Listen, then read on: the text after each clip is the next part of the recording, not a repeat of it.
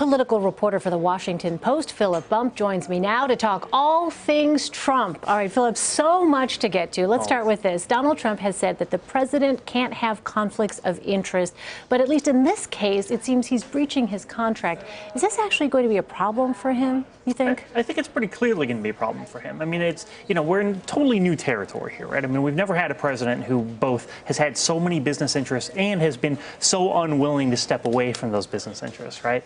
So this hotel, which, it's sort of remarkable how close it is to the White House. I mean, this is a thing that's like literally right down the street from where he's going to be. Truth is stranger than fiction. It really is. But, the contract is one thing, but the fact that foreign governments can and already are going there spending money that then trickles back up to Donald Trump, that's, by most legal interpretations, a direct violation of the Constitution.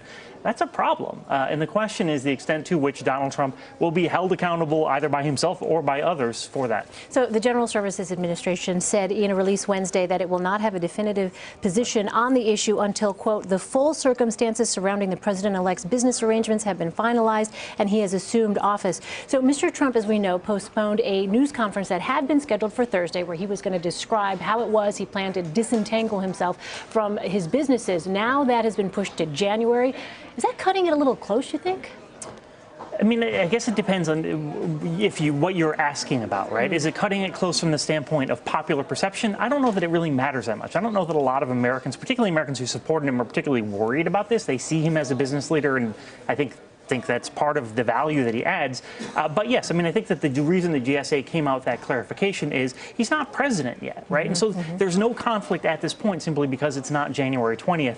Once we get to that point, I mean, I think people who are observing this from the outside, including the media, would like to know what the deal is, right? I mean, this is such a weird situation. We'd like to have clarity sooner rather than later. Before, yeah. Exactly. But, I mean, I think that it is absolutely the case that until January 20th, when he becomes an elected official representative of the United States, it's sort of a different ballgame. All right. Also on Wednesday, Trump met with several Silicon Valley leaders. Some of the people at that meeting include Facebook's Sheryl Sandberg, Amazon's Jeff Bezos, Apple's Tim Cook, and Tesla's Elon Musk. And 3 of Mr. Trump's children were there as well.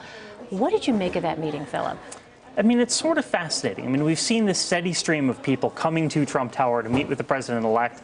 And, I mean, in another context, one might say that it's kissing the ring. But here, I mean, I think that these leaders, these are, this is the upper echelon of the American tech industry, right? And so I think it's interesting that he did this outreach. I'm not sure that it accomplished a whole lot. I mean, the tech industry was not particularly favorable to Donald Trump's candidacy over the course of the past year and a half or so. But, I mean, I think that what we want to see, what the American people want to see, is Donald Trump getting things done.